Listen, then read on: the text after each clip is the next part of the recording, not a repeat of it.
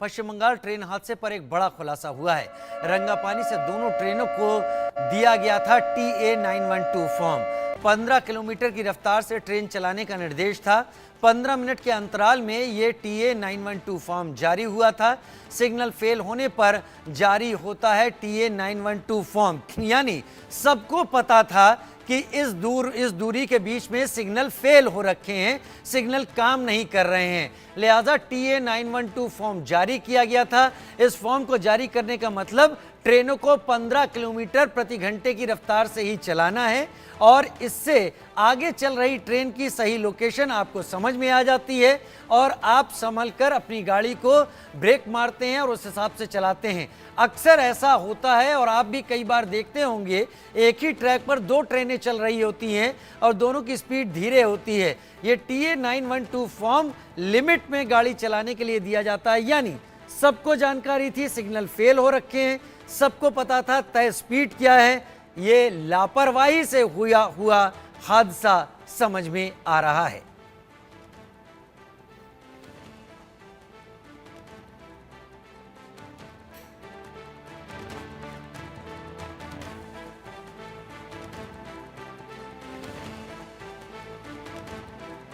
पंद्रह मिनट के अंतराल पर जारी हुआ था TA 912 फॉर्म रंगापानी स्टेशन से।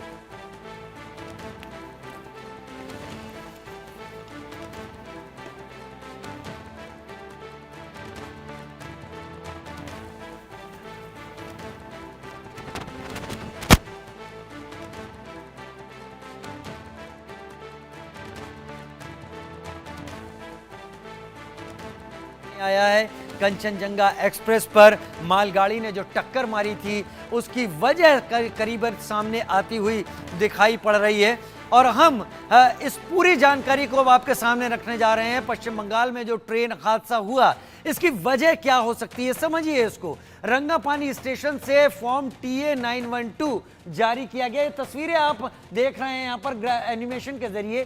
TA 912 फॉर्म क्या है? ऑटोमेटिक सिग्नल फेल होने पर यह फॉर्म जारी किया जाता है।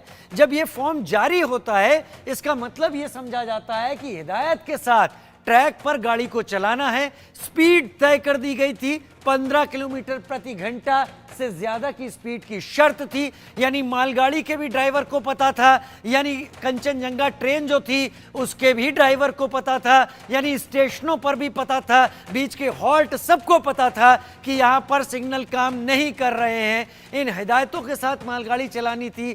टक्कर मालगाड़ी ने कंचनजंगा एक्सप्रेस पर पीछे से मारी है और बताया जा रहा है कि स्पीड कहीं ज्यादा तेज हो गई थी। अब यह समझने की जरूरत है कि क्या ये पूरी तरीके से मालगाड़ी के ड्राइवर और असिस्टेंट लोको पायलट की लापरवाही थी? क्या दोनों लोग एक साथ लापरवाही कर सकते थे? क्योंकि यहां पर सारी चीजें क्लियर थी इस ट्रैक पर। क्या उन दोनों के साथ कुछ ऐसा हुआ जिससे वो ये फैसला लेने में समर्थ नहीं रहे कि उनकी गाड़ी को तय स्पीड में चलाना है? क्या उनको किसी ने कंट्रोल कर रखा था, ओवर पावर कर रखा था? इस तरह के कई सवाल निकलकर सामने आते हैं। क्या ये सब कुछ था जिसके चलते यह हादसा हुआ? लेकिन इतना तय है कि वहां पर ट्रैक पर किसी को भी ऐसा नहीं था कि जानकारी ना हो इस ट्रैक पर क्या हालात है, सिग्नल कैसे हैं और हो कैसे सकता है, क्या हुआ यहाँ पर हुआ है।